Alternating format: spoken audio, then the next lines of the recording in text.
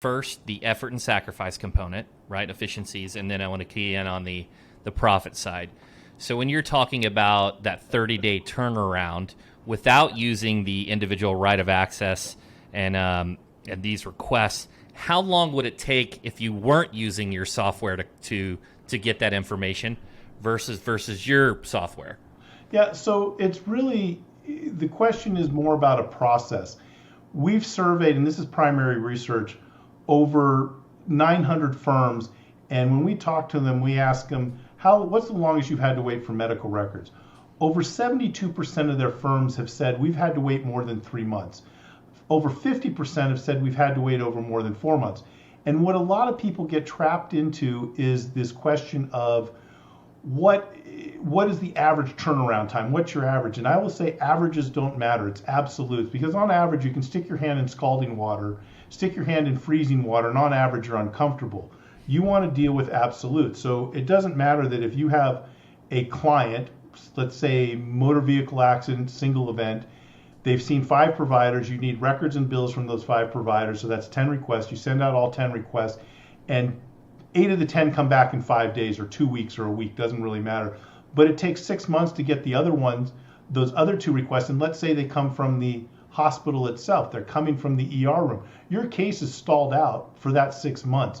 So what we're seeing is by using the individual right of access request, hospitals and doctors' offices and covered entities are required to respond within 30 days. Folks that are using this methodology, and you can't implement it outside of Arctrieval. We think that the automation component that we bring to it just simplifies it, that folks are getting 90% of their records back in 30 days without having to make the follow-up phone calls. It's not a perfect situation, but it's a vast improvement over having to chase 70% of the requests that are issued under a third-party HIPAA authorization. So for me, the non-attorney listening, I'm hearing leverage. I'm hearing velocity and cash flow improvements, and I'm hearing additional utilization by my case managers. We just had Mike Morse on previously, and we had a great discussion about how everyone concentrates on lead gen, but no one really talks about capacity and getting those cases to the finish line for throughput.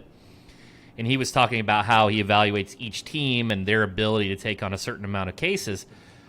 Where I'm going with this in a long-winded way is, how does the tool impact the case manager's job in terms of utilization and capacity? Well, I would say in a couple of ways, and I'll couch it in a couple different things. First is that when you look at a firm and you talk about efficiencies, one question we ask folks always is, do you know how many of your cases and demand letters are being held up by missing medical records? Every time we've asked an attorney this question, it stops them dead in the tracks at a trade show, and they'll say either I don't know or all of them are wow. Nobody's asked me that question before, because there are no performance indicators around this metric because it's so nebulous. There's no stake in the ground that you can say, hey, we want demand letters to go out 6 weeks after. We're going to have to edit that out. That's okay. So let's go. Where do you want to go back to? You can say that 6 weeks, just kind of continue your thought and back up. Right. So if you say you want demand letters to go out 6 weeks after a patient's completed treatment, you start working backwards from that. So you need to make sure you have the medical records. So if your medical record, so let's say the demand letter doesn't go out in 6 weeks after treatment. So you go back, well, did we get the medical records? Well, why didn't it go out? Well, somebody was on vacation, okay, or we're overloaded in that department. So you can start to see, hey, those demand letters, that throughput's not there. My team can't handle all these requests. They just couldn't get out the demand letter. Okay, but that's not the case. Why? Well, are the medical records there? Well, we didn't get the medical records, boss. Okay, well, we back it up. Well, the medical records were due at 30 days. Why don't you have the medical records at 30 days? Was it somebody didn't issue the request? There was a complaint, there was an issue, there was a defect, somebody didn't follow up with the provider. With the individual right of access, you now have leverage over that provider to get them to get the records. For a case manager or somebody that does medical records, it gives them the leverage to compel the providers to provide the information so they don't waste the time on their phones chasing stuff down. It also exposes KPIs in the organization overall to see who's doing a good job of getting the information in and out, and who's doing a job that maybe needs improvement, or who's deficient or high performing, and able to mimic those high performing, really mimic and take those best practices from that high performing individual and replicate it through the rest of the organization. Without a KPI in the ground, you can't do that. So that's step one, is let's give you a key performance indicator that you can put in the ground, and maybe it's 8 weeks after treatment, but it's a definitive time frame that you can work on and reduce. That's part one. Part two is really, what does it mean for the daily workflow of a case manager?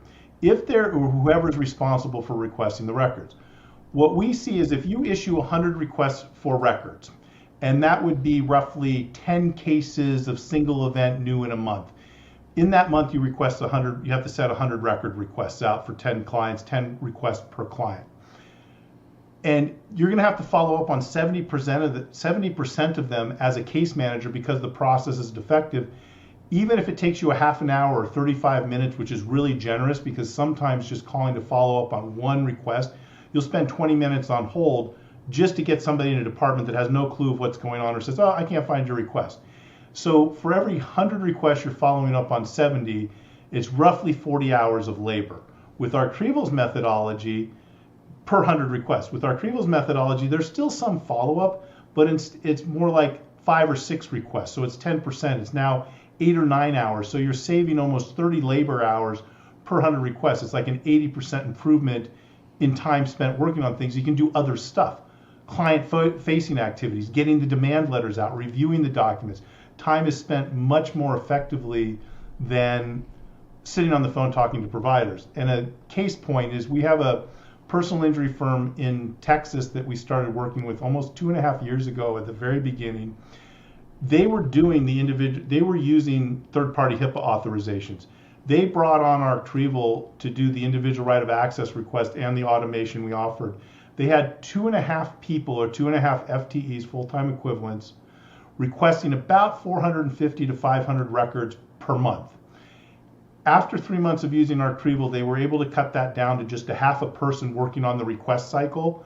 The other 2 FTEs were redeployed at other parts of the organization to work with clients. So it was a huge time savings for them.